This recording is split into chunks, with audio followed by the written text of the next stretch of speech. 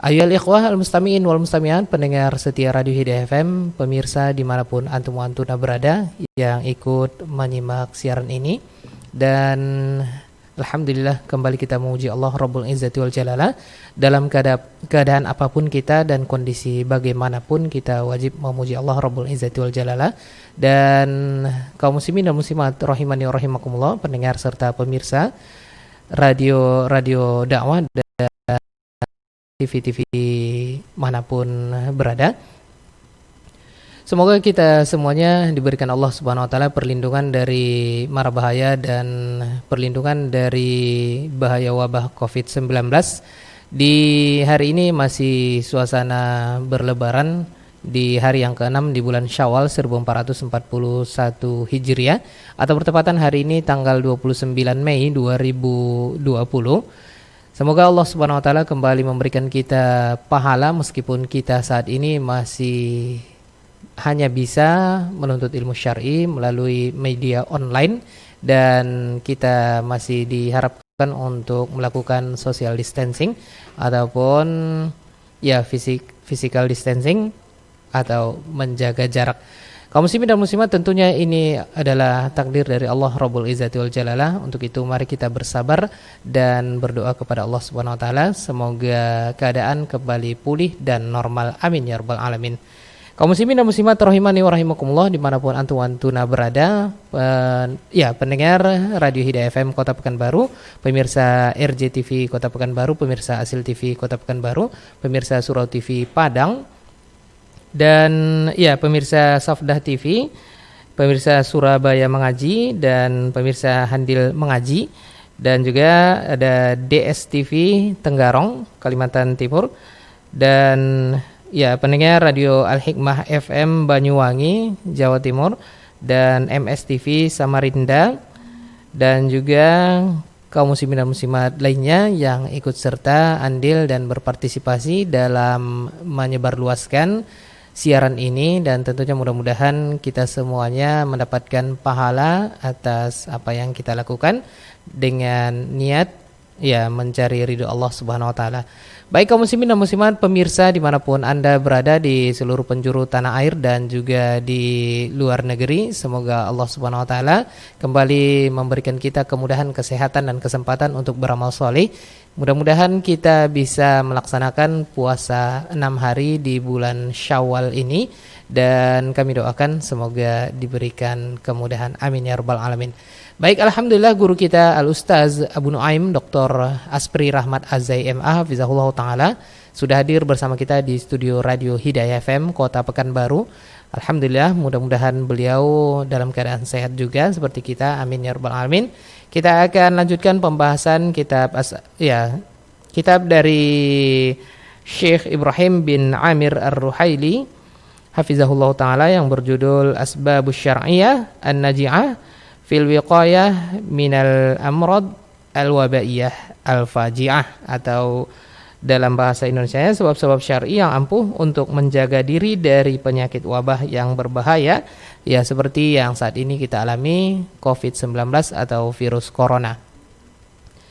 Baik pemirsa serta pendengar dimanapun Anda berada, Ana Abu Auni terlebih dahulu akan menyapa beliau, guru kita Al-Ustaz Dr. Aspri Rahmat Azai MA Hafizahullah Ta'ala yang sudah hadir di samping Ana di studio Radio Hidayah FM Kota Pekanbaru. Assalamualaikum Ustaz. Waalaikumsalam warahmatullahi wabarakatuh. Kaifa hal ya Ustaz? Alhamdulillah nahmaduhu wa nashkuruh. Kaifa anta ya Abu Auni? Ana bi khair aidan. Alhamdulillah. Masya Allah. Barakallahu fiik Ustaz. Baik pendengar dan pemirsa dimanapun Anda berada, alhamdulillah kita semuanya mudah-mudahan masih semangat dalam menuntut ilmu syar'i, dan seperti yang kita ketahui kita hanya bisa belajar melalui online, dan insyaallah kita tetap diberikan Allah Subhanahu wa taala pahala. Dan juga buat para kru TV dan radio yang tergabung dalam siaran RTVC ini, Semoga diberikan Allah Subhanahu wa taala keistiqomahan dan semangat untuk menyebar luaskan dakwah ini. Barakallahu fikum kepada antum pemirsa dan pendengar dimanapun Anda berada. Kita akan simak untuk sesi yang pertama pembahasan kitab, dan untuk sesi yang kedua nanti kami akan sediakan waktu. Ya, bagi Anda yang ingin bertanya langsung ke studio Radio Hidayah FM interaktif, silakan hubungi nomor telepon 08117530.000, 08117530.000 atau 40 di belakang 3. Dan untuk pesan singkat baik melalui SMS ataupun WhatsApp bisa ke Radio Hidayah dan ke radio-radio masing-masing atau TV masing-masing. Untuk Radio Hidayah FM di nomor handphone 081175454444, 081175454444 atau 3 kali di belakang. Baik kaum muslimin dan muslimat rahimani wa rahimakumullah, langsung saja kita dengarkan lanjutan pembahasan sebab-sebab syar'i yang ampuh untuk menjaga diri dari penyakit wabah yang berbahaya. Buah karya dari Profesor Dr. Syekh Ibrahim bin Amir Ar-Ruhaili hafizahullah taala. Semoga pembahasan ini juga mengalirkan pahala bagi beliau yang sudah menyumbangkan karya beliau. Dan sesaat lagi kita akan dengarkan pembahasannya. Langsung saja pemirsa dan pendengar, selamat belajar. Jangan lupa untuk mencatat, untuk mengikat ilmu dengan catatan dan berdoa sebelum belajar. Kepada Al-Ustaz, falyatafaddal mashkura. Bismillahirrahmanirrahim. Assalamualaikum warahmatullahi wabarakatuh. Alhamdulillahi rabbil alamin. والصلاة والسلام على أشرف الأنبياء وسيد المرسلين. أشهد أن لا إله إلا الله وحده لا شريك له، وأشهد أن محمدا عبده ورسوله. اللهم صل وسلم وبارك وأنعم على نبينا ورسولنا وحبيبنا وقرة أعيننا محمد بن عبد الله وعلى آله وأصحابه ومن تبعهم بإحسان إلى يوم الدين. اللهم لا علم لنا إلا ما علمتنا، وعلمنا ما ينفعنا وزدنا علما، وأصلح لنا شأننا كله ولا تكلنا إلى أنفسنا طرفة عين. اللهم ارفع عنا البلاء والوباء والمحن وسوء الفتن ما ظهر منها وما بطن عن بلدنا هذا خاصة وعن سائر بلدان المسلمين عامة. اللهم أعد علينا العيد أزمنة مديدة. اللهم أعد علينا رمضان أزمنة مديدة وأعواما مديدة. اللهم إنا نسألك أن ترفع عنا هذا الوباء. اللهم ارفع عنا هذا الوباء. اللهم ارفع عنا هذا الوباء والبلاء والمحن وسوء الفتن. اللهم ليس لنا إلا أنت، لا إله إلا أنت. نسألك بأنك أنت الله الذي لا إله إلا أنت، الأحد الصمد، لم يلد ولم يولد. نسألك برحمتك التي وسعت كل شيء. اللهم إنا نسألك بكل اسم هو لك. اللهم إنا نسألك برحمتك التي وسعت كل شيء أن ترفع عنا هذا الوباء. اللهم اغفر لنا ذنوبنا وتجاوز عن سيئاتنا وتقبل صالح أعمالنا وأقوالنا إنك جواد كريم. معاشر المسلمين والmuslimat, di awal perjumpaan kita setelah Idul Fitri 1441 Hijriah ini, tidak lupa saya mengucapkan taqabbalallahu minna wa minkum salihal a'mal. Semoga Allah Subhanahu wa taala menerima dari kita semua amal-amal saleh kita, dari ibadah puasa kita, dari qiyam Ramadan kita, dari tilawah Al-Quran, tadabbur Al-Quran, dari sedekah, dari infak dan derma-derma yang telah kita berikan, dari berbagai aktivitas ibadah yang telah kita kerjakan selama bulan Ramadan. Semoga Allah Subhanahu wa taala menerimanya. Semoga Allah Subhanahu wa taala membebaskan kita dari api nerakanya. Semoga Allah Subhanahu wa taala memaafkan kita, memberikan kepada kita ampunan dari segala dosa dan maksiat yang telah kita kerjakan. Ma'asyiral muslimin wal muslimat, kemudian saya juga berdoa semoga Allah Subhanahu wa taala memberikan kepada kita kesempatan untuk terus berjumpa dengan bulan Ramadan di tahun-tahun yang akan datang, kembali berbuka di Idul Fitri di tahun-tahun yang akan datang. Semoga Allah Subhanahu wa taala memberkahinya untuk kita, dan semoga Allah mengangkat wabah penyakit corona COVID-19 yang telah melanda beberapa bulan di negeri kita. Semoga Allah Subhanahu wa taala memberikan kita kekuatan, kesabaran dalam apapun, sabar dalam beribadah, sabar dalam menuntut ilmu, sabar dalam meninggalkan dosa dan maksiat, sabar dalam menghadapi bencana dan musibah, sabar dalam beribadah. Kita tetap pada zonanya sesuai dengan ilmu kita, tidak mendahulukan semangat tapi tanpa ilmu. Kita harus bersama para ulama, bersama para ahli ilmu yang mencintai kita karena Allah Subhanahu wa taala. Kita harus bersama mereka karena ini adalah fitnah. Ada ahli-ahlinya yang menentukan, ada ahli-ahlinya yang menetapkan dan memutuskan. Tidak semua orang yang berbicara kita dengarkan. Makanya kata para ulama, ketika masa fitnah, maka tidaklah yang mengetahui tentang hakikat fitnah itu kecuali para ulama. Setelah fitnah itu berlalu, maka semua orang tahu bahwa itu adalah fitnah. Bahwa itu semua adalah fitnah, karena dia sudah meninggalkan akibat dan bencana.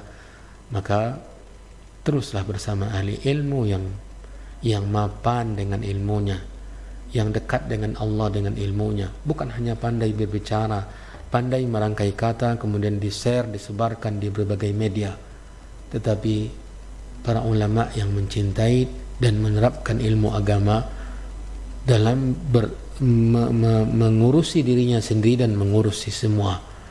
Ma'asyiral muslimin, ketika semua ingin menampilkan diri untuk berani berbicara, berani menyebarluaskan apa yang dia pandang benar, ini tidak bisa kita begitu saja menerimanya. Ini adalah fitnah, karena ketika kita salah berbuat, salah bersikap, salah memutuskan, akibatnya besar. Maka tidak ada cara kecuali sabar dalam beribadah, dalam berdoa. Jangan berputus asa. Baru 2 bulan, hampir 3 bulan kita dalam bencana yang seperti ini. Itu belum lama untuk sebuah cobaan dan ujian. Kenapa? Karena balasannya dari Allah Subhanahu wa taala sangat besar. Innama yuwaffas sabiruna ajrahum bighairi hisab.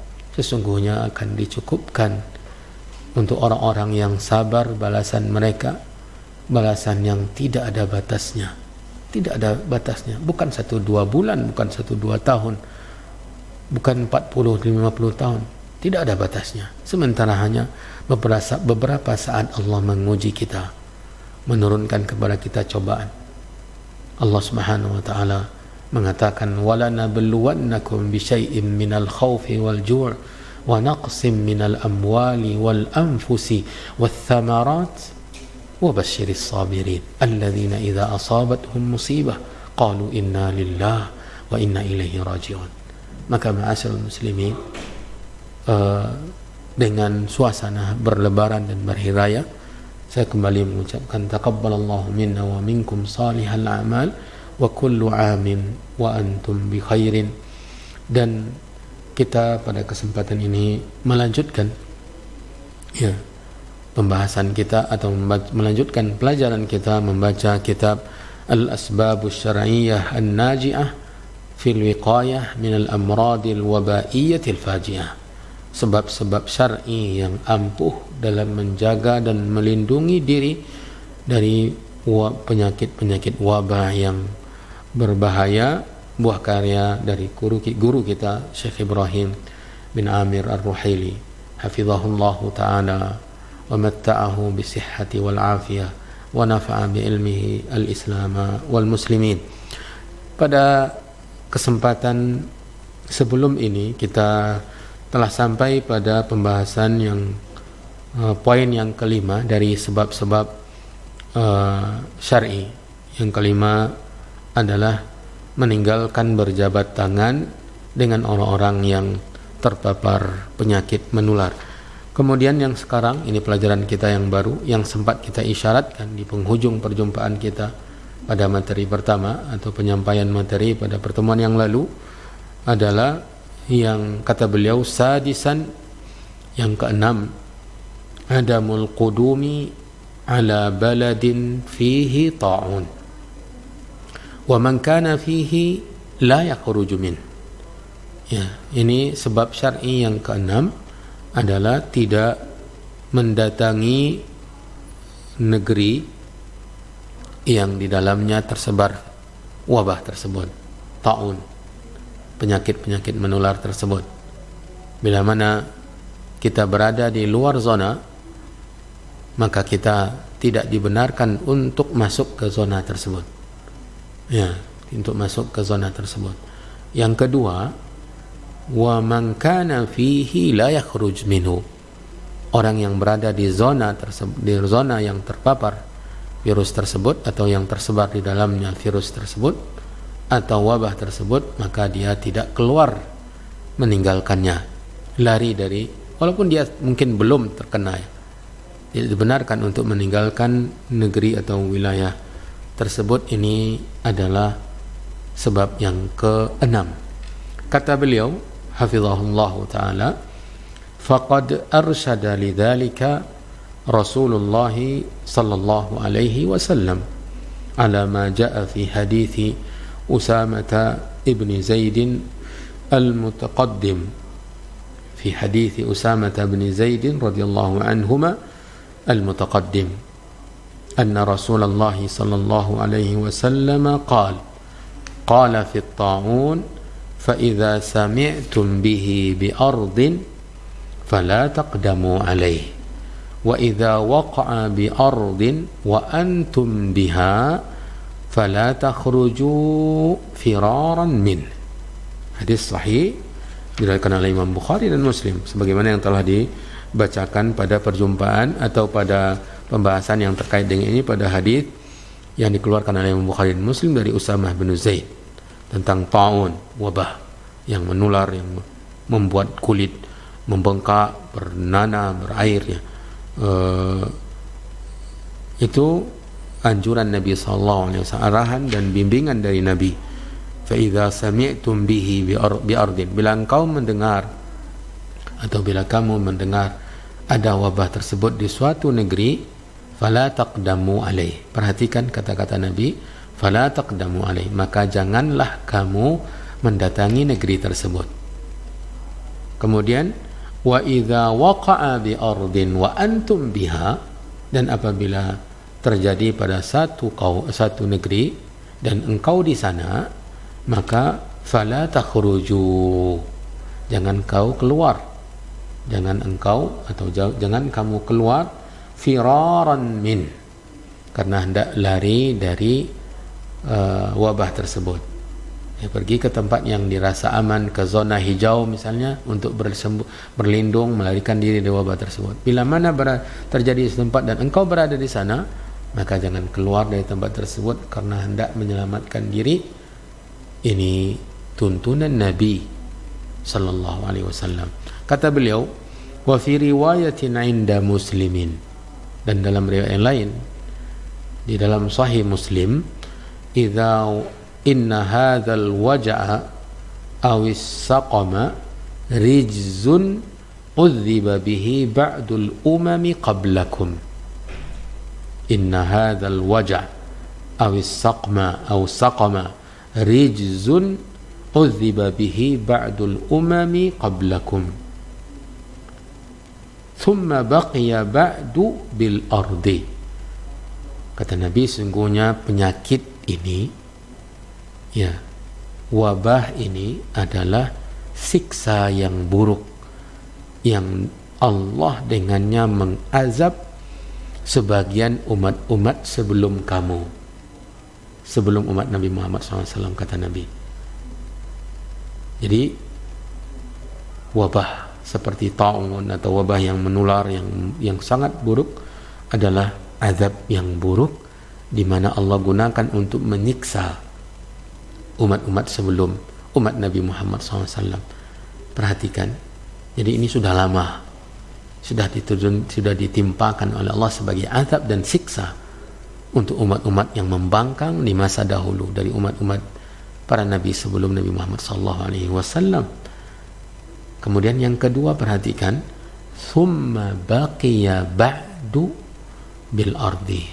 Kemudian wabah ini, jenis penyakit yang seperti ini masih tersisa setelah itu semua terjadi di muka bumi. Jadi ada masih sisanya, ya, masih ada sisanya. Walaupun dahulunya diturunkan Allah untuk menghukum umat-umat terdahulu yang menghabisi semua, yang mengorbankan sekian banyak korban seketika karena cepatnya dia menular dan mewabah.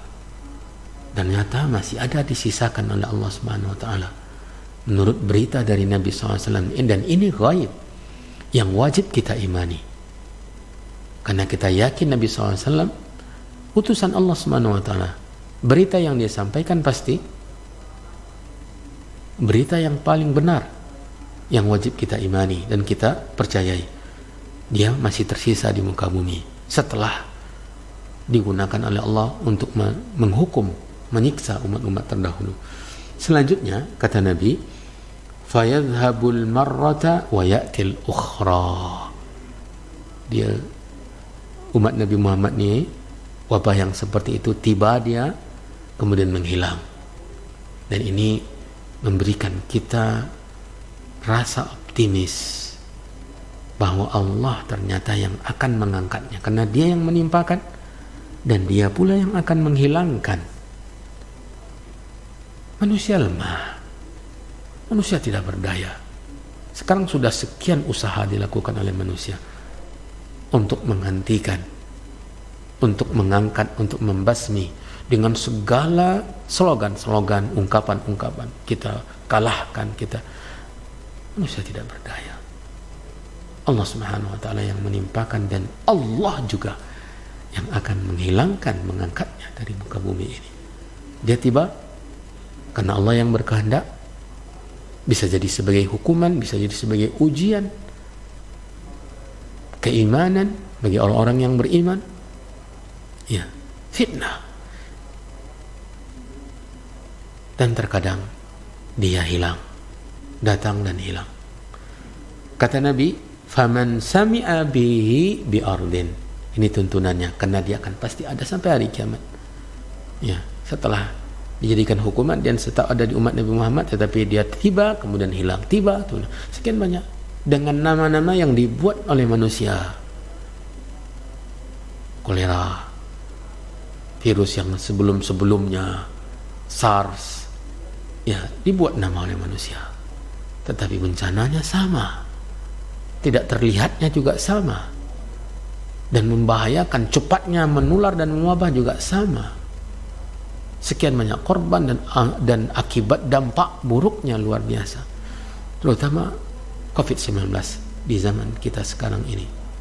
Kata Nabi, dan ini petunjuk Nabi SAW, kita harus yakin sebagai seorang mukmin, faman sami'a bihi bi ardin, siapa yang mendengar dia di suatu negeri terjadi, fala yaqdamanna alaih, maka dia yang ada di luar jangan sampai datang ke sana. Wa man waqa'a bi ardin wa huwa biha, dan siapa yang terjadi bencana tersebut, wabah itu, dia di sana di negeri tersebut, fala yakhrujanna atau fala yukhrijannahu al-firaru minhu, maka jangan sampai karena takut, karena khawatir, karena ingin lari, dia keluar meninggalkan negeri tersebut. Tuntunan Rasulullah SAW khairul bashar, sebaik-baik manusia, diutus oleh Allah membawa kemaslahatan untuk umat manusia. Qul ya ayyuhan nas inni rasulullah ilaikum jami'an, katakan wahai manusia, sesungguhnya saya adalah utusan Allah untuk kalian semua. Makanya umat Nabi Muhammad SAW ada ummatul da'wah dan ada ummatul ijabah. Wa ma arsalnaka illa rahmatan lil alamin, dan tidak kami mengutus Muhammad Muhammad kecuali untuk sebagai rahmat bagi sekalian alam. Subhanallah. Kemudian kata penulis, wa anna Aisyah radhiyallahu anha annaha sa'alat Rasulullah SAW anit ta'un. Aisyah bertanya kepada Nabi tentang ta'un. Fa akhbaraha, maka Nabi mengabarkan kepadanya tentang apa itu ta'un. Annahu kana adzaban yab'athuhu Allahu ala man yasha', bahwa tahun itu adalah azab yang diutus, dikirim oleh Allah kepada siapa yang ia kehendaki dahulu. Faja'alahu Allahu rahmatan lil mu'minin, dan Allah jadikan ta'un itu yang dahulu sebagai azab sebagai rahmat bagi orang-orang yang beriman. Sebagai rahmat itu bagaimana?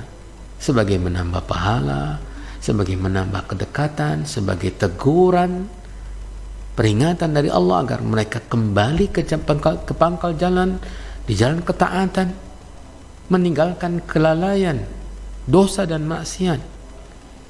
Rahmatul alamin, orang yang beriman. Kata Nabi SAW, ajaban li amril mu'min, inna amrahu kullahu lahu khair.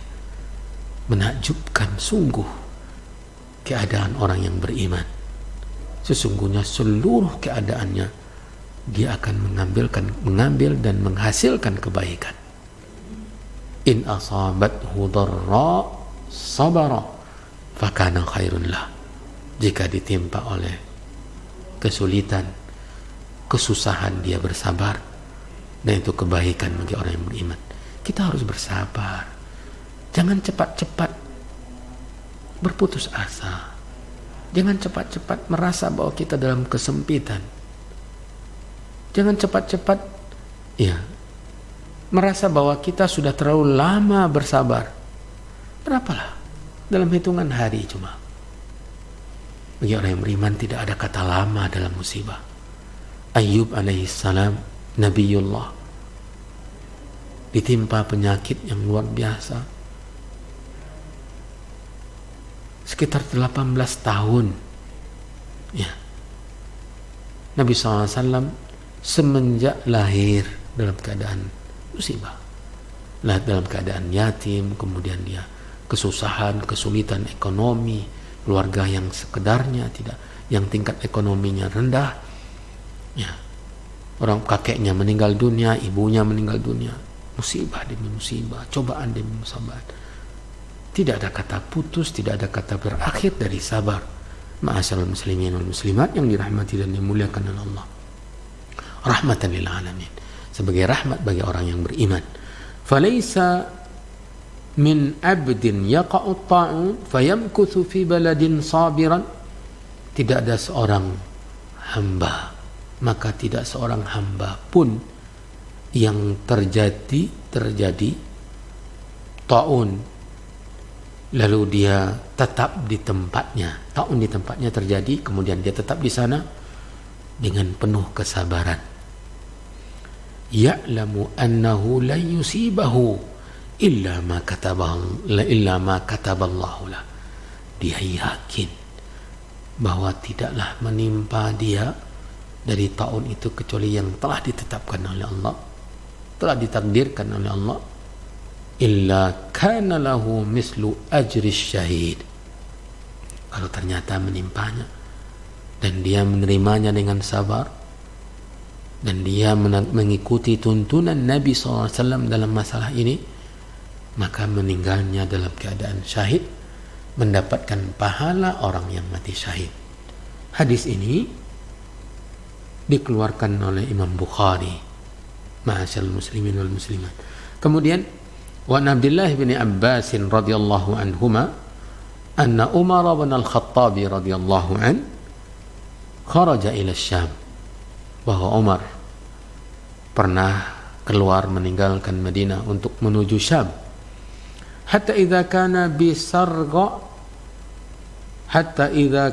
bisarqa, hingga ketika dia sampai di suatu tempat yang bernama Sargun, ya, yang bernama Sargun, dia adalah awalul Hijaz wa akhirus Syam, ya, awal dari Hijaz dan akhir dari Syam. Jadi sudah hampir masuk ke Syam, ya, seperti yang dijelaskan oleh para ulama. Itu nama tempat Sarqa. Laqiyahu ahlul ajnadi Abu Ubaidah ibnul Jarrah wa ashabu. Dia dijumpai oleh pasukan. Ini adalah pemimpinnya adalah Abu Ubaidah Amir bin Jarrah, salah seorang dari 10 yang dijamin surga oleh Nabi SAW, dan tentaranya atau sebagian tentaranya. Fa akhbaruhu anna al-waba'a qad waqa'a bis-Syam. Sudah hampir masuk ke wilayah Syam. Tiba berita itu kepada Umar dari yang terpercaya dan dipercayainya, Abu Ubaidah Amir bin Jarrah radhiyallahu taala anhuma. Qala Ibn Abbas, Abdullah bin Abbas perawi hadis ini bercerita, melanjutkan, faqala Umar, maka Umar berkata, ud'u li al-muhajirina al-awwalina fada'utuhum. Umar memerintahkan saya, Abdullah bin Abbas mengatakan, memerintahkan saya untuk mengumpulkan orang-orang muhajirin yang pertama. Maka saya mengumpulkan dan menghimbau memanggil mereka. Fastasyarahum, maka Umar bermusyawarah dengan mereka. Fa akhbarahum anna al-waba'a qad waqa'a bis-Syam. Umar mengabarkan bahwa terjadi wabah di Syam. Fakhtalafu, maka terjadi perbedaan pendapat di antara mereka. Ada yang mengatakan lanjutkan, ya. Faqala ba'duhum, ada lagi yang mengatakan qad kharadta li amrin wa la nara an tarji'anhu. Kata mereka, engkau telah keluar dari meninggalkan Madinah untuk suatu urusan, dan kami melihat berpendapat engkau tidak boleh kembali, sementara urusan itu belum selesai, ya. Faqala ba'duhum ma'aka baqiyatun nas wa ashabu Rasulullah sallallahu alaihi wasallam wa la nara an tuqdimahum ala hadzal waba. Kata pendapat yang lain, ya, bersama engkau para sahabat yang banyak, para sahabat Nabi SAW, dan kami berpandangan bahwa engkau jangan lanjutkan membawa mereka kepada bencana. Faqal irtafi'u anni, ya. Thumma qala du'u liyal ansar, pergi kalian, bubar dan kumpulkan orang Ansar. Fada'autuhum lah, kata Abdullah bin Abbas, saya kumpulkan mereka. Fastasyarahum, maka Umar pun bermusyawarah dengan orang-orang Ansar terdahulu. Fasalaku sabilal muhajirin, ternyata terjadi juga dua perbedaan pendapat tadi. Wakhtalafu kakhtilafihim, mereka berbeda pendapat persis dengan perbedaan pendapat orang muhajirin. Faqala irtafi'u anni, kata Umar, silakan bubar. Thumma qala ud'u li man kana hahuna min masyikhati Quraisy min muhajiratil fathi, ya. Kata Umar kepada Abdullah bin Abbas, panggil untuk saya, undang ke sini tetua-tetua Quraisy yang hijrah setelah Fathu Makkah atau di Fathu Makkah. Fada'autuhum falam yakhtalifu alaihi rajulani, saya panggil mereka dan ternyata tidak ada yang berbeda pendapat, tidak ada satu orang pun yang berbeda pendapat. Faqalu nara an tarji'a bin nas wa la tuqdimahum ala hadzal wabah. Pendapat kami, sepakat mereka untuk kembali dan tidak membawa sahabat-sahabat lain untuk menghadapi mudarat tersebut. Fanada Umar finnas, maka Umar pun mengumumkan kepada semua, inni musbihun ala zuhrin fa asbihu alaih, inni musbihun ala zahrin fa asbihu alaih. Sungguhnya saya besok hari akan balik, besok pagi akan balik. Musbihun ala zahr itu meninggalkan atau kembali ke arah belakang. Maka fa asbihu alaih, maka kalian pun mengikuti saya, besok bersama saya kembali. Faqala Abu Ubaidah bin Jarrah, berkata Abu Ubaidah bin Jarrah, afiraran min qadarillah, apakah karena lari dari takdir Allah wahai Umar, wahai Amirul Mukminin? Faqala Umar, kata Umar, law ghairuka qalaha ya Aba Ubaidah, law ghairuka qalaha ya Aba Ubaidah, andai kata yang mengungkapkan kata-kata itu bukan kamu wahai Abu Ubaidah. Maksudnya perkataan Abu Ubaidah itu tidak tepat. Ya. Wa kana Umar yakrahu khilafah. Kenapa Umar tidak berkeras dengan tidak tegas membantah perkataan Abu Ubaidah tadi? Karena dia tidak mau merasa sungkan kepada Abu Ubaidah Amirul Jarrah radhiyallahu taala anhuma. Naam, jawaban dia cuma nafirru min qadarillahi ila qadarillah. Kita lari meninggalkan takdir untuk menuju takdir. Jadi larinya kita takdir. Bukan lari meninggalkan takdir ke tempat yang bukan takdir. Larinya kita menghindar, itu takdir Allah Subhanahu wa taala. Itu jawaban Umar. Nafirru min qadarillahi ila qadarillah. Ara'aita law kanat laka ibilun fahabatat wadiyan lahu udwatani. Bagaimana ihdahuma khasbatun wal ukhra jadbah. Bagaimana pendapatmu wahai Abu Ubaidah? Logikanya diberikan oleh Umar kepada Abu Ubaidah. Engkau punya sekumpulan unta, lalu unta tersebut singgah di sebuah lembah. Yang lembah ini terbagi dua, ada yang tandus dan ada yang subur. Alaysa in ra'aital khasbata ra'aitaha biqadarillah? Tidakkah ketika engkau pilih lahan yang banyak rerumputan, banyak hijau karena dedaunan, engkau memilih itu karena takdir? Wa in ra'aital jadbah ra'aitaha biqadarillah? Jika engkau memilih yang gersang, yang tandus, itu juga karena takdir? Qala faja'a Abdurrahman bin Auf. Ketika Umar karena dia tidak punya hadis ketika itu, dia menjawabnya dengan logika, karena agama ini sesuai dengan akal yang sehat.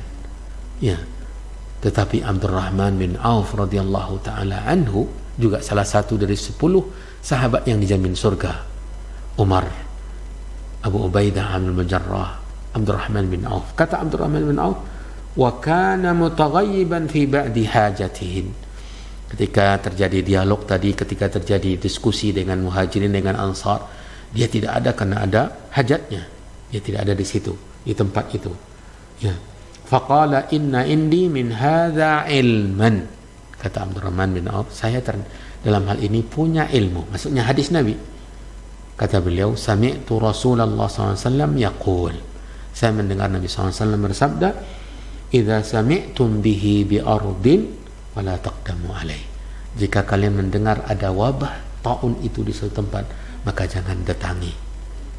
Wa idza waqa'a bi ardin wa antum biha fala takhruju firaran min. Jika terjadi satu kaum di satu daerah dan kamu di sana, maka jangan kamu keluar meninggalkan karena lari dari wabah tersebut.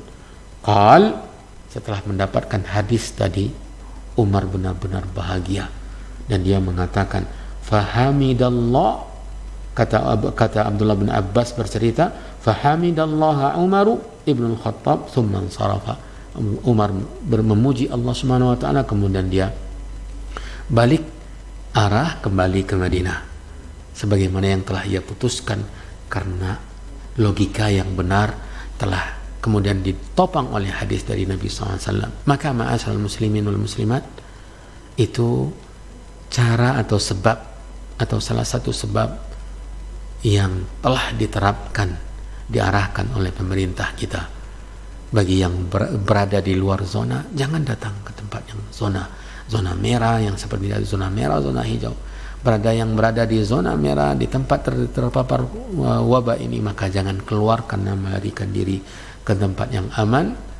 Itulah tuntunan agama kita dan sesuai dengan logika dan akal yang sehat, dan itu yang diterapkan oleh tenaga medis, dan itu yang dihimbau oleh pemerintah kita. Kita ketika mentaatinya, kita bukan sekedar taat dan patuh kepada arahan pemerintah, tetapi kita bermegang dan menerapkan tuntunan agama kita. Semoga Allah Subhanahu wa taala mengangkat wabah ini secepatnya, dan semoga Allah melindungi kita, menyembuhkan yang sudah terkena, yang sudah positif corona diberi kesembuhan oleh Allah, diangkat penyakitnya, diberi kesabaran, yang berjuang di gugus terdepan, di garda terdepan, semoga diberi kesabaran, diberi kekuatan, semoga Allah mengangkat wabah ini dengan segera. Wallahu ta'ala alam, wa sallallahu wasallam wa baraka wa an'am ala nabiyyina wa rasulina Muhammadin wa ala alihi wa ashabihi wa man tabi'ahum bi ihsanin ila yaumiddin. Kita berjumpa insyaallah pada kesempatan yang akan datang untuk sebab yang berikutnya, dan kita kembalikan kepada saudara kita Abu Auni. Nah, jazakallahu khairan Ustaz atas kisah yang dibacakan oleh beliau tadi dari kitab. Dan tentunya kita semuanya sudah mendengarkan, dan jangan lupa untuk mencatat. Mudah-mudahan kita bisa mengikat ilmu yang beliau sampaikan baru saja dengan catatan. Baik pemirsa dan pendengar dimanapun Anda berada, alhamdulillah kita akan buka untuk sesi yang kedua. Kita akan berikan waktu yang seluas-luasnya bagi pemirsa serta pendengar radio dan TV dakwah dimanapun berada. Baik, kita akan angkat dulu untuk penanya yang pertama dari via telepon. Kita angkat untuk penanya yang pertama. Assalamualaikum. Waalaikumsalam warahmatullahi wabarakatuh. Dengan siapa Bapak? Di mana? Ini dari hamba Allah. Hamba Allah di mana Bapak?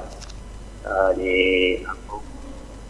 Di Lampung. Oh, di Lampung. Baik, silakan Bapak hamba Allah di Lampung. Pertanyaannya?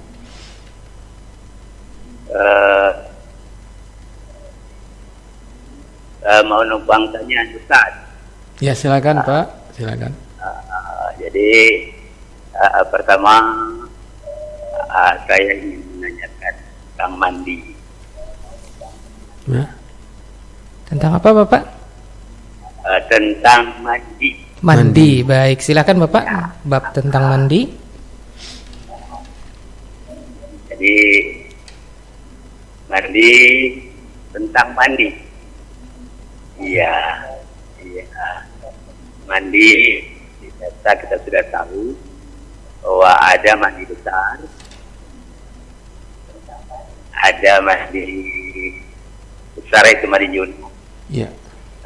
Ada juga mandi sunat.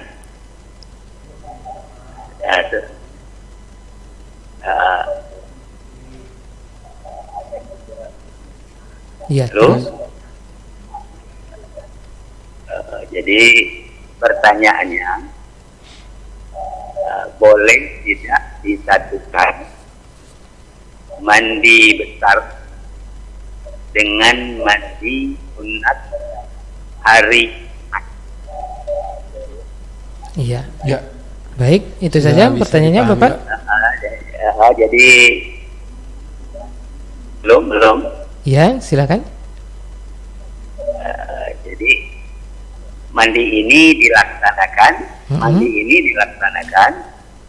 sebelum sholat subuh. Iya.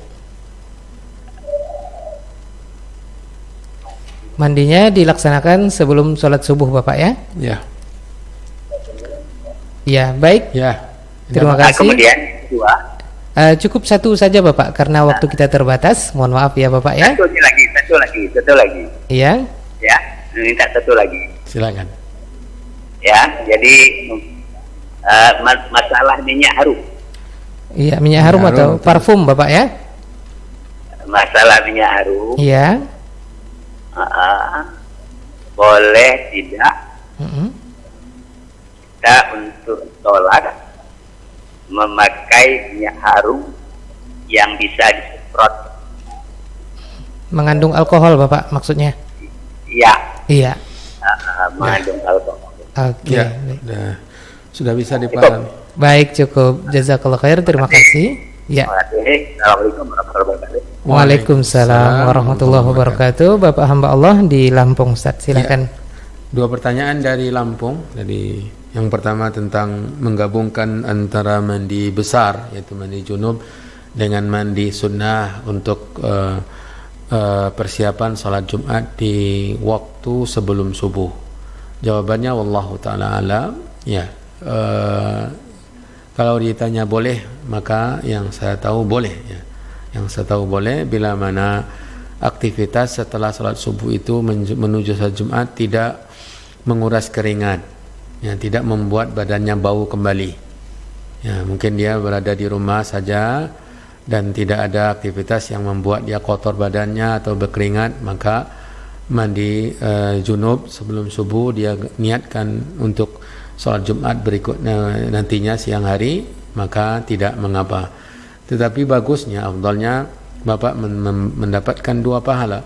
Ya, antara mandi junub sebelum subuh, nanti sebelum salat Jumat Bapak mandi lagi.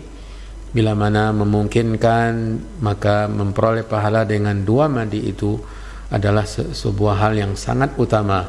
Bahkan apalagi ditambah karena sebagian para ulama mewajibkan ini pendapat sebagian para ulama, tetapi yang kuatnya adalah sunnah, maka utamanya memang dilakukan secara terpisah karena mandi junub adalah mandi yang mesti Bapak lakukan sebelum salat subuh, sementara mandi Jumat adalah mandi yang disyariatkan menambah nilai pahala dan kebaikan kita sebelum melaksanakan salat Jumat. Adapun menggabungkan dengan keadaan yang seperti tadi, maka dibenarkan, wabillahi taufik. Pertanyaan kedua tentang menggunakan minyak wangi yang ada alkoholnya. Ini tidak mengapa, ya, tidak mengapa, ya. Mungkin yang dikira yang pakai semprotnya, yang ada alkohol biasanya ada semprotan, disemprotkan, maka tidak mengapa, karena memang tidak semua yang diharamkan itu najis, sementara semua yang najis haram. Ya, bila mana itu haram, misalnya, maka dia tidak mesti najis.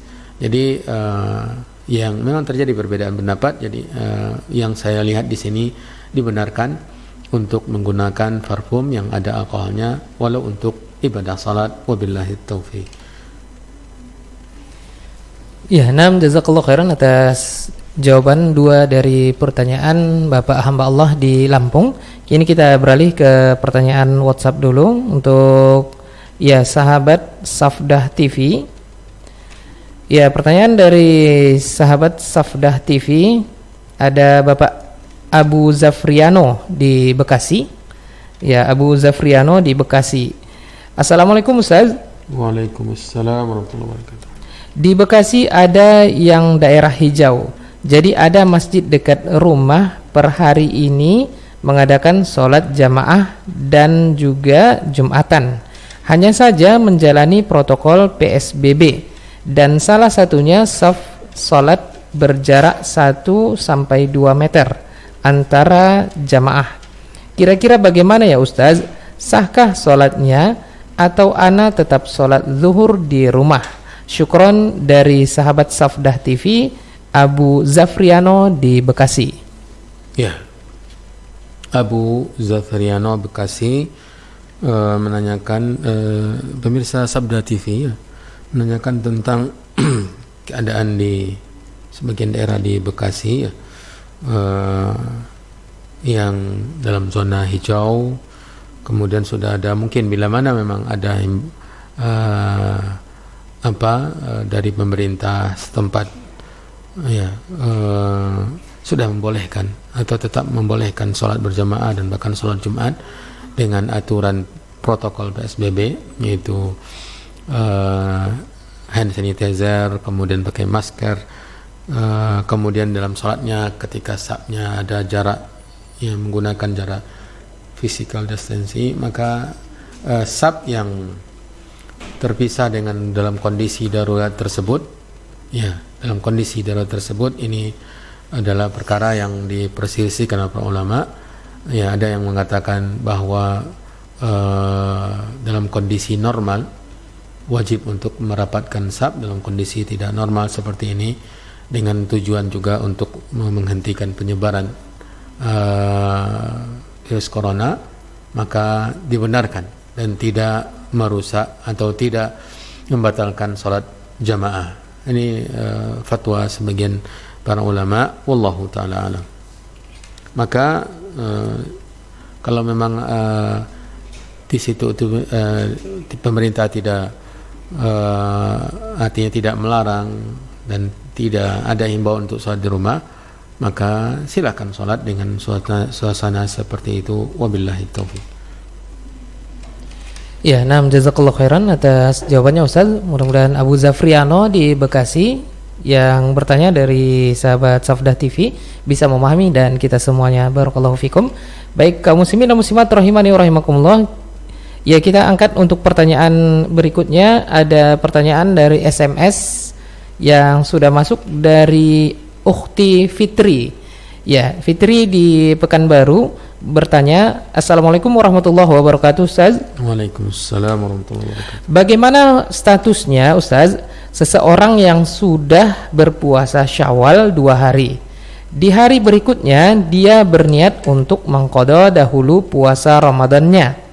Apakah jika setelah qadha selesai dan dia lanjut puasa Syawalnya cukup tambah 4 hari saja atau mencukupkan 6 hari juga?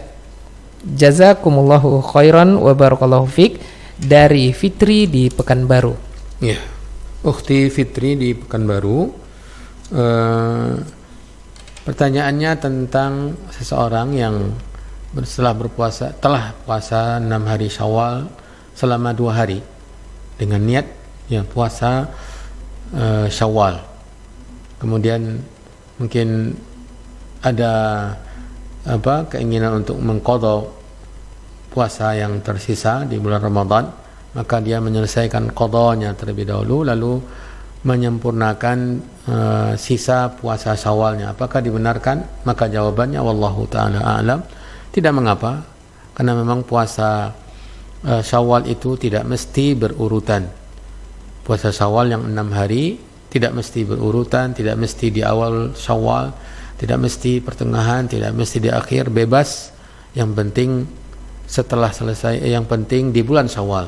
Yang penting di bulan Syawal. Adapun apakah mesti setelah selesai sempurna puasa Ramadannya atau boleh mendahulukan puasa Syawalnya terlebih dahulu lalu setelah itu mengqadha, ini terjadi perbedaan pendapat para ulama. Dan ini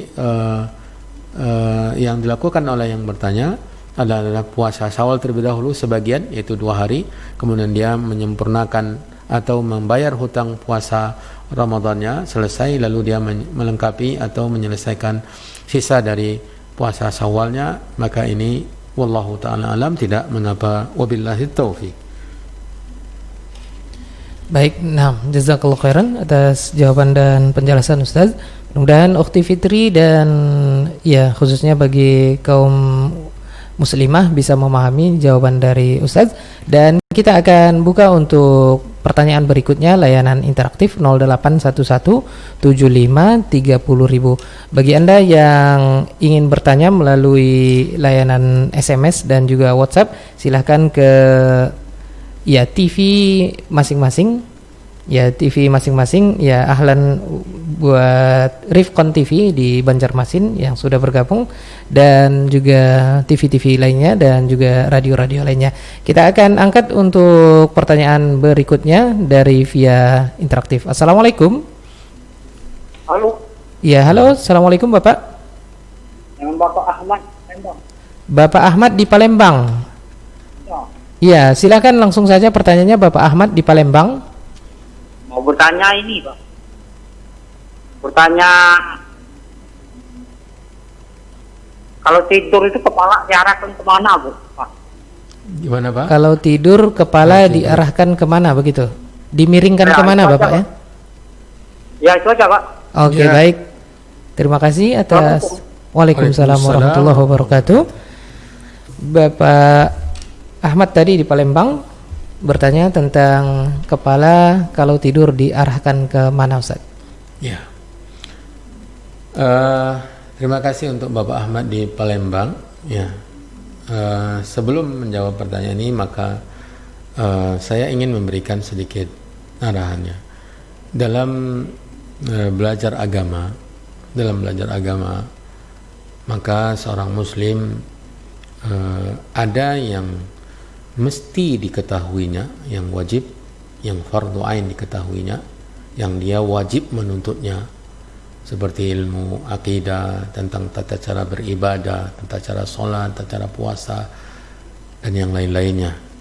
Ini yang diisyaratkan oleh Nabi SAW, talabul ilmi faridatun ala kulli muslim. Menuntut ilmu merupakan kewajiban setiap muslim, ya, setiap muslim, yaitu untuk mengetahui tentang hal-hal yang wajib dia lakukan, terutama akidah, ya, tentang keimanan kepada Allah, keimanan kepada malaikat Allah, dan seterusnya, tentang hal-hal yang fardu ain yang setiap hari dilakukan. Itu yang dia prioritaskan. Ini untuk semua, untuk kita semua. Belajar agama ini harus yang terpenting sebelum yang penting, sebelum yang pentingnya pentingnya di bawahnya. Memang agama kita ini yang kedua, agama Islam adalah agama yang sempurna, mengatur segala-galanya. Jangankan tidur, masalah buang hajat pun diatur oleh agama kita. Dan memang belajar tentang ini adalah termasuk belajar kebaikan, belajar agama, menuntut ilmu. Dan itu yang dipelajari oleh para sahabat dari Nabi SAW. Mereka mempelajarinya bukan hanya sekadar belajar tentang berakidah saja, belajar tentang iman saja, belajar tentang sholat saja, puasa saja, tapi belajar semua tata cara hidup sehari-hari, termasuk tata cara tidur dan tata cara buang hajat dan seterusnya. Ini menunjukkan betapa sempurnanya tuntunan agama kita. Jadi seperti yang ditanyakan oleh Bapak Ahmad tadi, ya, dalam tidur itu bagaimana posisi kepala. Jadi masalah tidur ini di antara tuntunan yang diajarkan Nabi SAW adalah tidur ada di malam hari, karena memang waktu istirahat. Wa ja'alna al-laila libasan, ya, dan kami jadikan malam itu sebagai pakaian, kegelapannya menutup pandangan. Kemudian sebelum tidur ada tuntunan yang diajarkan Nabi SAW, seperti bagi yang tidak siap untuk salat di ujung malam, dia salat di awal malam sebelum tidur, salat witirnya. Kemudian disunnahkan untuk bersih-bersih, seperti berwudu sebelumnya, kemudian membaca zikir tidur, ya. Ini tuntunan yang luar biasa. Nabi SAW mengajarkan bagaimana, apa yang dibaca dari zikir, ya.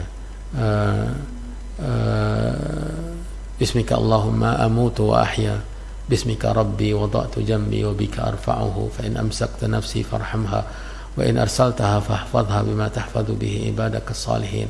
Baca ayat kursi dan seterusnya, banyak zikir-zikir yang diajarkan Nabi. Baca 2 ayat terakhir surah Al-Baqarah, kemudian membaringkan badan ke rusuk sebelah kanan, ya. Jadi ini diantara yang dituntut Nabi, membaringkan badan miring ke tulang rusuk atau ke rusuk kita sebelah kanan, karena memang diantara yang dijelaskan oleh para ahli kesehatan, posisi jantung kita sebelah kiri badan kita, sehingga kalau diletakkan di bawah, maka fungsi pompa jantung itu tidak terlalu bebas, ya. Maka ini diantaranya. Adapun letak kepala, kalau posisi tidur arahkan kemana, tidak ada tuntunannya, ya. Apakah arah ke kiblat? Tidak ada, ya. Seperti yang ada di sebagian arahan, kita tidak menemukan ada dalil bahwa mesti menghadap ke kiblat. Yang ada adalah di antara yang dituntun adalah miring ke sebelah kanan walaupun ini hanya sebatas tuntunan, ya, dan jauhi tidur dalam keadaan tengkurap, ya, dan telungkup tengkurap ini juga tidak dibenarkan. Adapun seperti yang ditanyakan oleh Pak Ahmad tadi, ke arah mana kepala kita tidak ada tuntunannya, mengikuti posisi yang nyaman ketika badan kita. Misalnya kalau miring berarti dia mengarah kemana arah badan kita, berarti dia miring pula. Kalau tertelentang berarti mengarah ke arah yang lebih nyaman. Tidak ada posisi yang ditetapkan atau dianjurkan oleh agama sebatas pengetahuan saya. Wabillahi taufik. Ya, nah, jazakallahu khairan atas penjelasan dari Ustaz atas pertanyaan dari Bapak Ahmad tadi di Palembang, Sumatera Selatan. Baik, kita akan lanjutkan ya tanya jawab kita. Kita beralih ke pertanyaan dari WhatsApp dari pemirsa DSTV Tenggarong. Ya, dari pemirsa DSTV di Kota Tenggarong. Pertanyaannya, bolehkah mandi wajib menggunakan air dalam bak air? Bolehkah mandi wajib menggunakan air dalam bak air karena air tidak mengalir? Jazakumullahu khairan dari pemirsa DSTV di Tenggarong. Tenggarong di mana? Kalimantan Timur, Ustaz. Terima kasih untuk saudara yang bertanya dari pemirsa DSTV Tenggarong, Kalimantan Timur, tentang mandi wajib dengan air yang di bak. Ya, bila mana mandinya menggunakan timba gayung, ya, untuk disiramkan ke badan kita, maka tidak mengapa. Bila mana mandinya masuk ke dalamnya, maka ini yang bermasalah. Karena bila mana masuk berarti air yang kita gunakan air yang tidak tahur lagi, sudah dipergunakan, ya. Jadi bila mana air yang digunakan dalam bak itu diambil dengan gayung, ya, dengan timba atau gayung, maka tidak mengapa, sekalipun nanti akan mercik, ya, airnya ke dalamnya sedikit-sedikit, ya, dari badan kita, dari gayungnya, tidak ada masalah. Sebagaimana yang dilakukan Nabi SAW ketika mereka mandi junub bersama istrinya, berebutan dari air yang ada di dalam bejana, di dalam wadah. Ini menunjukkan bolehnya mandi junub atau mandi wajib dari dalam bak atau dalam wadah dengan cara yang seperti tadi. Tapi kalau masuk, berarti air itu sudah tidak berguna semenjak kita masuk ke dalamnya, dan tidak dibenarkan, ya, kecuali dalam sungai, ya, dalam sungai yang airnya mengalir tidak ada masalah. Wabillahi taufik. Ya, nam, jazakallahu khairan atas penjelasan dari Ustaz. Pertanyaan dari sahabat DSTV di Kota Tenggarong, Kalimantan Timur. Baik, kaum muslimin dan muslimat rahimani wa rahimakumullah, kita angkat kembali pertanyaan dari, ya, kali ini dari pemirsa Rifkon TV. Ya, pemirsa Rifkon TV atau yang dikirimkan oleh official dakwahsunnah.com dari Kota Banjarmasin, Kalimantan Selatan. Assalamualaikum Ustaz. Waalaikumsalam warahmatullahi wabarakatuh. Ana Azmi di Banjarmasin. Barakallahu fiik Ustaz. Saya ingin bertanya, apakah ketika puasa Syawal perlu berniat juga di malam harinya layaknya puasa Ramadan? Dan apabila tidak, mengapa? Bolehkah berniat puasa Syawalnya ketika terbangun pada sholat subuh? Syukron dari Azmi di Banjarmasin, pemirsa Rifkon TV. Ya, wa fika barakallah akhi Azmi di Banjarmasin, pemirsa Rifkon TV, yang menanyakan tentang niat puasa Syawal, apakah mesti dari malam hari. Para ulama di sini memberikan beberapa rincian, ya, tentang masalah niat dari malam hari ini terkait dengan puasa fardu seperti puasa Ramadan, puasa qada, maka mesti dari malam hari, ya. Man lam yubayyitis siyama minal laili fala siyama lah. Dan hadis ini dikuatkan oleh sebagian para ulama. Barang siapa yang tidak memantapkan niat puasanya dari malam hari, maka hitungan puasanya tidak ada, ya, tidak terhitung puasa.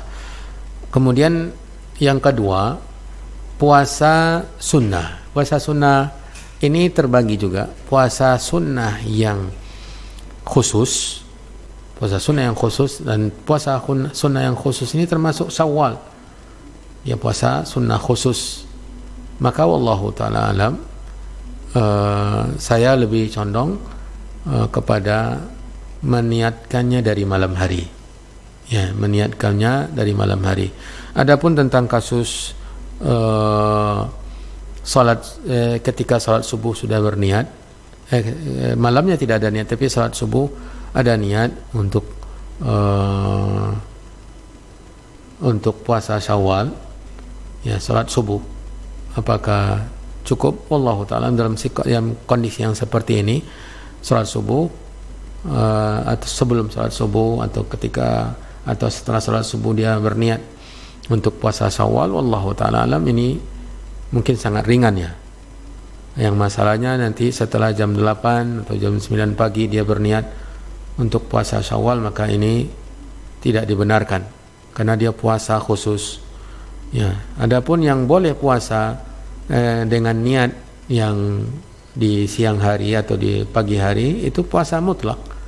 Nabi SAW puasa mutlak, yang ketika dia pulang ke rumahnya untuk mencari makan, ya, untuk dapat makanan, ternyata tidak ada makanan, maka dia mengatakan, idzan anal yauma shaimun. Kalau begitu hari ini saya puasa lagi. Tidak ada puasa tertentu, dia puasa mutlak, dan puasanya tetap dan bernilai puasa sunnah. Wabillahi taufiq. Baik, jazakallahu khairan atas jawaban dan penjelasannya. Ya, mudah-mudahan yang bertanya tadi bisa memahami dan kita semuanya. Barakallahu fikum. Dan kita kembali ke pertanyaan dari WhatsApp.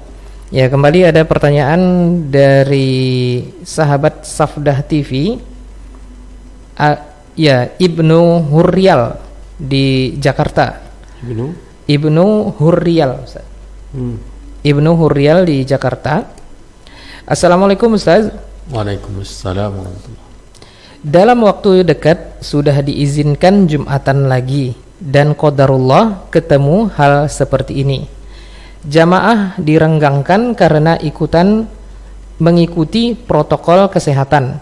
Otomatis kapasitas masjid berkurang, tapi jamaah yang ingin datang sholat mungkin sama banyaknya seperti sebelum corona. Qadarullah ada jamaah yang benar-benar nggak dapat tempat lagi di masjid tersebut untuk Jumatan karena sudah penuh atau meluber. Karena jaga jarak tadi, apa yang bisa dan mesti dilakukan oleh jamaah tersebut? Ustaz, syukron dari sahabat Safdah TV, Ibnu Hurrial di Jakarta. Terima kasih untuk akhi Ibnu Hurrial di Jakarta, dengar Sabda TV, ya, pemirsa Sabda TV, menanyakan kasus tadi, ya, kasus yang sudah ada izin atau suasana yang agak sedikit renggang sehingga dibolehkan untuk salat berjamaah, ya, maka tetap mengikuti aturan atau protokol PSBB, ya, maka direnggangkan, ya, bila mana renggangnya dari awal ada renggang misalnya 1,5 meter, dengan kondisi jamaah itu mungkin diambil mungkin ini solusi diambil, dikurangi sedikit 1 meter, ya, 1 meter jarak minimal dipakai sehingga masih bisa memuat sisa jamaah. Tapi bila mana tetap juga seperti itu, maka saya tidak bisa memberikan jawaban apa-apa. Silakan tanya ke ustadz yang lain karena ini membutuhkan fatwa, ya. Bisa jadi yang tidak dapat tempat pulang ke rumah tidak mengapa.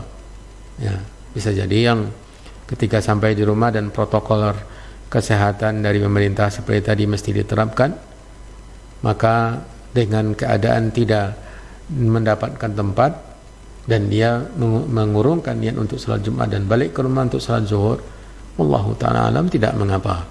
Ya.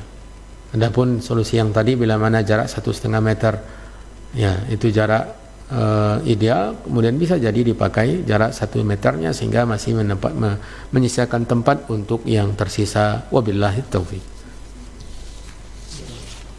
Ya, nah, jazakallahu khairan atas jawaban dan penjelasan dari Ustaz atas pertanyaan Ibnu Hurrial tadi, ya sahabat Safdah TV di Jakarta. Dan ya mudah-mudahan Allah Subhanahu wa taala memberikan kita kembali keadaan normal. Dan baik kaum muslimin dan muslimat, kita beralih sejenak ke pertanyaan melalui layanan interaktif. Sudah ada penelpon yang tersambung 08117530.000. Baik, assalamualaikum. Waalaikumsalam warahmatullahi wabarakatuh. Dengan siapa Bapak, di mana? Hasil TV ini Pak. Iya, dari studio Radio Hidayah, disiarkan bersama Hasil TV dan TV lainnya. Silakan Bapak. Pak, ini saya lihat, saya nonton TV Pak ya. Iya, silakan dari Hasil TV. Saya ya? dari Gorontalo saya. Oh iya, dengan Bapak siapa Bapak? Dengan Pak Yusuf. Bapak Yusuf, pemirsa Hasil TV. Silakan Bapak Yusuf.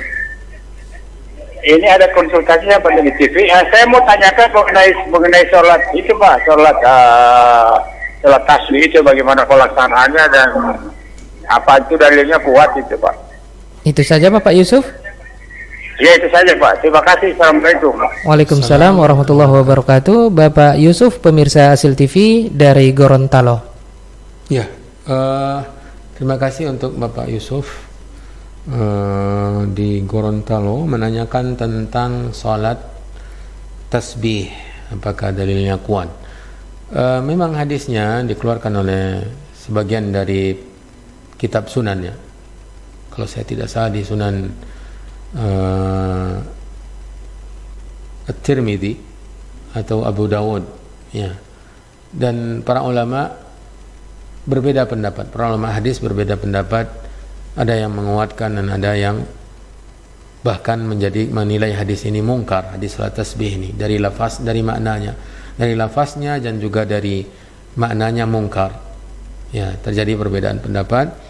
Dan yang menyatakan bahwa hadis ini lemah itu yang setelah kita teliti ini yang kuatnya pendapat bahwa hadis yang menjelaskan tentang salat tasbih ini adalah lemah dari tata cara ibadahnya, kemudian janji pahalanya, dan terjadi ta'arud dari lafaz-lafaznya. Ada yang mengatakan 1 kali 1 bulan, 1 kali 1 tahun, 1 kali seumur. Nah, ini perbedaan pertentangan yang luar biasa dari lafaz-lafaz hadisnya. Begitu juga maknanya dimungkarkan oleh sebagian para ulama. Maka pendapat saya pribadi bahwa hadisnya adalah mungkar dan tidak boleh diamalkannya, tidak boleh diamalkan. Wabillahi taufiq. Nah, jazakallahu khairan atas penjelasannya Ustaz. Pertanyaan dari Bapak Yusuf tadi di Gorontalo, pemirsa Hasil TV Kota Pekanbaru. Baik, sahabat Hidayah, kita berikan sejenak kesempatan buat pendengar Radio Hidayah FM Kota Pekanbaru yang dari tadi mungkin belum memiliki kesempatan. Pertanyaan dari Ummu Abdillah. Pertanyaan dari Ummu Abdillah, pendengar Radio Hidayah FM Kota Pekanbaru. Bismillah, Ustaz, memulai puasa Syawal pada hari Jumat apakah dibolehkan? Memulai puasa Syawal pada hari Jumat apakah dibolehkan? Pendengar Radio Hidayah FM dari Ummu Abdillah di Kota Pekanbaru. Iya, kalau yang ditanyakan dibolehkan, maka saya memandang dibolehkan berdasarkan hadis Jariyah ketika dia berniat untuk puasa di hari Jumat. Lalu Nabi SAW bertanya kepadanya, apakah kamu berpuasa di hari sebelumnya? Ya. dari sebelumnya, ataukah kamu berpuasa di hari setelahnya? Ini menunjukkan bahwa persyaratannya boleh memulai, kalau pertanyaan itu memulai dan Sabtunya ibu berpuasa dengan ketentuan itu bahwa setelah Jumat itu ibu berpuasa, maka dibenarkan. Tetapi saya justru menganjurkan untuk memulainya di hari Senin, karena Syawal kan masih lama, ya, untuk keluar dari khilaf ya tentang hukum hukum puasa sunnah di hari Jumat, berikutnya hukum puasa sunat di hari Sabtunya. Karena di hari Sabtunya hadis nas dari Nabi SAW, la tasumu yawmas sabti illa mafturida alaikum, janganlah kalian berpuasa di hari Sabtu kecuali puasa fardu, ya, kecuali puasa fardu. Walaupun itu khilaf di antara ulama, dan justru saya lebih condong bila mana Jumatnya dia berpuasa, Sabtunya dia boleh berpuasa dengan hadis tadi. Kemudian juga dia berpuasa Sabtu bukan karena hari Sabtunya, tapi karena puasa Syawal. Tetapi untuk keluar dari khilaf, dari perbedaan pendapat, maka ada baiknya ibu memulai puasa di hari Senin atau di hari Ahad lusa. Wallahu ta'ala alam. Ya, baik, jazakallahu khairan atas jawaban dan nasihatnya Ustaz. Pertanyaan dari pendengar Radio Hidayah FM Kota Pekanbaru tadi, Ummu Abdillah di Pekanbaru. Baik pendengar Radio Hidayah, pendengar dan pemirsa dimanapun antum wantuna berada, kita akan angkat untuk pertanyaan yang terakhir dari interaktif. Kita sapa untuk penelpon yang sudah tersambung. Assalamualaikum. Waalaikumsalam. Dengan siapa Bapak, di mana? Sidik di Pekanbaru. Ya, Bapak Sidik, silakan pertanyaannya. Assalamualaikum Ustaz. Waalaikumsalam warahmatullahi wabarakatuh. Apa hukumnya Ustaz memberi hadiah kepada Ustaz karena Kepada siapa? kepada guru Guru. Karena dia menikah? Karena dia menikah. Berarti Ya. kado ya? Ya, Baik, itu saja Bapak Sidik. ya. Baik, terima kasih atas pertanyaannya. Ya, silakan Siddiq dia berikan hadiah dalam bentuk kado dalam resepsi pernikahannya, tapi tanpa nama. Ya, tanpa nama, tanpa ditulis nama. Ya, Siddiq murid Ustadz, tidak. Ya. Tidak, karena ini keadaannya adalah memberikan hadiah yang sudah merupakan urf. Ya. Al-adatu muhakkamah, kebiasaan terjadi bisa jadi sebagai standar hukum, dibenarkan karena ini permasalahan yang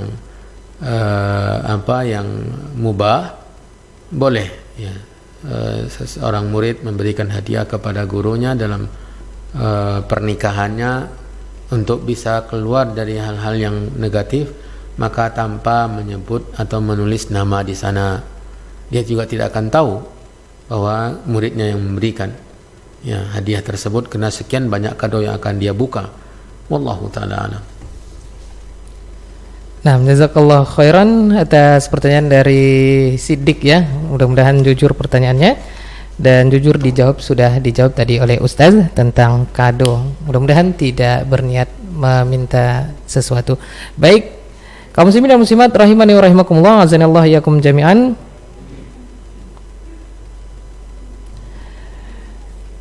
Ya, pertanyaan yang sepertinya pertanyaan yang terakhir ini datang dari sahabat Handil Mengaji.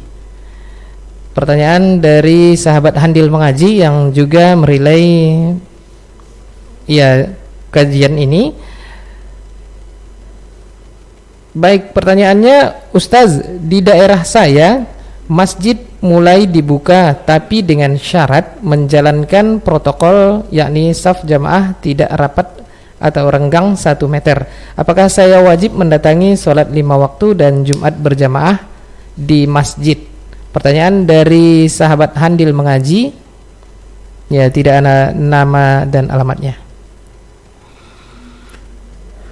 Ya, bila mana sudah ada ya dalam kasus normal baru ini ada interpretasi tentang sudah dibenarkan dan memang ada himbauan dari Kemenak untuk dibuka juga, maka tetapnya aturan menjaga atau protokol kesehatan tetap diterapkan, karena memang ini juga tuntunan agama sebagaimana yang kita pelajari ya.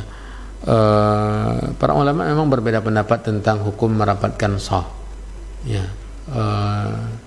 Ulama-ulama besar ya, sebagian mereka ada yang berfatwa dibenarkan dalam suasana yang tidak normal seperti ini untuk tidak merapatkan shaf ya. Mereka berpendapat bahwa merapatkan shaf itu hukumnya sunnah ya, sunnah muakkadah. Maka dengan kondisi yang tidak normal maka dibolehkan untuk menjarangkan shaf.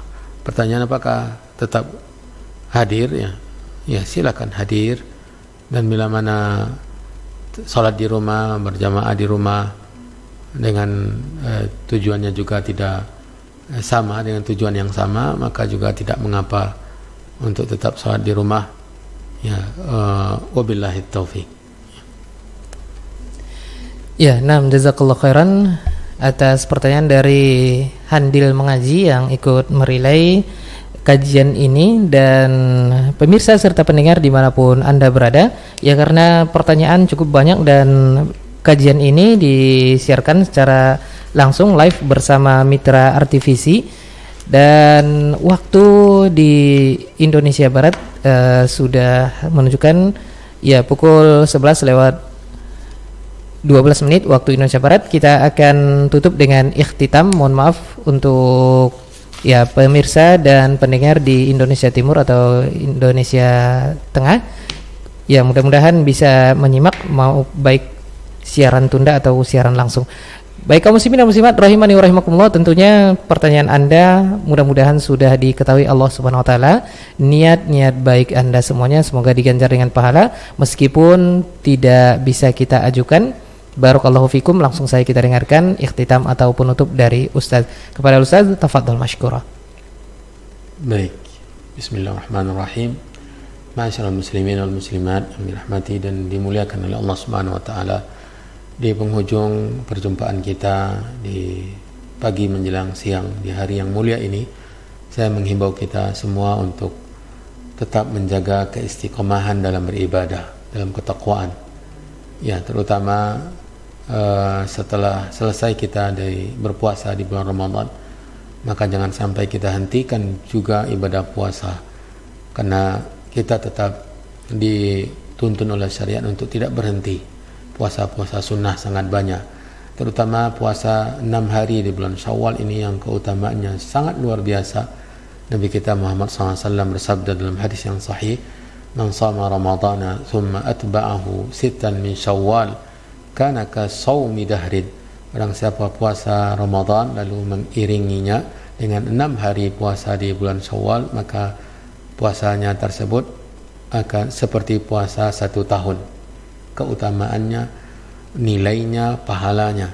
Kemudian solat juga jangan sampai berhenti dari solat sunnah, dari solat sunnah di siang hari, solat sunnah di malam hari, dari membaca Al-Quran, dari apapun kegiatan dan ketaatan kita, karena memang kita hidup di dunia sebentar, sementara kemampuan kita untuk beribadah juga terbatas, waktu kita juga beribadah juga tidak, dalam keseharian kita juga tidak selamanya waktu-waktu beribadah yang mutlak, yang tidak mutlak ya juga tidak terbatas. Keinginan kita juga tidak terbatas, keinginan kita juga terbatas.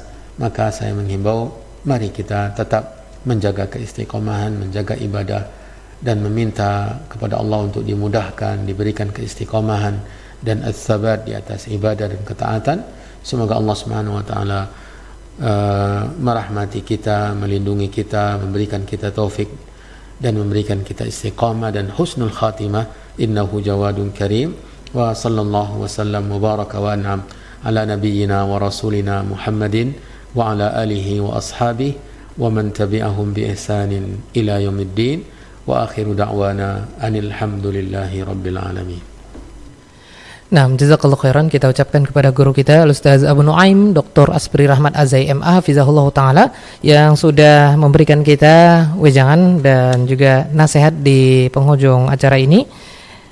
Barakallahu fikum kepada antum-antuna semuanya, pemirsa dan pendengar radio-radio dakwah dan TV-TV dakwah di seluruh penjuru tanah air. Alhamdulillah sudah kita dengarkan tadi pembahasan tentang kitab Al-Asbabus Syar'iyyatun Naji'ah fil Wiqayah minal Amrad Al-Wabaiyah Al-Faji'ah. Ta'lif Syekh Profesor Dr. Ibrahim bin Amir Ar-Ruhaili hafizahullah taala, atau sebab-sebab syar'i yang ampuh untuk menjaga diri dari penyakit-penyakit berbahaya. Dan tentunya kita doakan semoga ya pengarang kitab ini juga mendapatkan pahala atas buah karya beliau yang disumbangkan kepada kaum muslimin. Semoga bermanfaat bagi kita semuanya, dan kita ucapkan sekali lagi jazakallahu khair buat guru kita Ustaz Dr. Asbri Rahmat Azai MA hafizahullah taala yang sudah meluangkan waktunya untuk ya memberikan kajian siaran langsung melalui studio Radio Hidayah FM Kota Pekanbaru. Baik kaum muslimin dan muslimat, khususnya buat rekan-rekan kru dan ofisial yang semoga dirahmati oleh Allah Rabbul Izzati wal Jalala, ada Safdah TV Surabaya Mengaji, Handil Mengaji, DS TV Tenggarong Kalimantan Timur, Al Hikmah FM Banyuwangi, MS TV Samarinda, Rifkon TV Banjarmasin, Radio Kita FM Cirebon, RJTV Pekanbaru, Asil TV Pekanbaru, Radio Hidayah FM Kota Pekanbaru. Jazakumullah khair buat semuanya yang tidak bisa kami sebutkan karena kajian ini live bersama mitra RTVC. Semoga Allah Subhanahu wa taala membalas dengan pahala yang berlipat atas kebaikan antum-antum semuanya yang sudah ikut partisipasi dan memberikan andil dalam menyebarluaskan kajian ini. Dan kepada pemirsa serta pendengar dimanapun antum-antuna berada, semoga kajian yang baru saja kita dengarkan bisa kita amalkan tentunya agar berbuah pahala. Jazakumullah khair kepada antum-antuna semuanya yang sudah mengirimkan pertanyaan, wabil khusus yang belum berkesempatan dibacakan. Jangan berkecil hati, insyaallah Allah Subhanahu wa taala sudah mengetahui niat baik kita dengan mengirimkan pertanyaan. Tentunya kita berniat untuk mengetahui yang baik dari Allah Rabbul Izzati wal Jalalah. Baik kaum muslimin dan muslimat, ana Abu Auni, kru Radio Hidayah FM mewakili yang bertugas semuanya mengucapkan taqabbalallahu minna wa minkum. Semoga Allah Subhanahu wa taala menerima amalan-amalan kita di bulan Ramadan dan semoga memberikan kita kesempatan untuk berjumpa di Ramadan tahun depan dengan keadaan dan kondisi yang lebih baik dari Ramadan kali ini. Baik sahabat Hidayah rahimakumullah dan pemirsa serta pendengar TV dimanapun Anda berada, kita sudahi dan kita tutup dengan doa kafaratul majelis. Subhanakallahumma bihamdik asyhadu an la ilaha illa anta astaghfiruka wa atubu ilaik. Wassalamualaikum warahmatullahi wabarakatuh.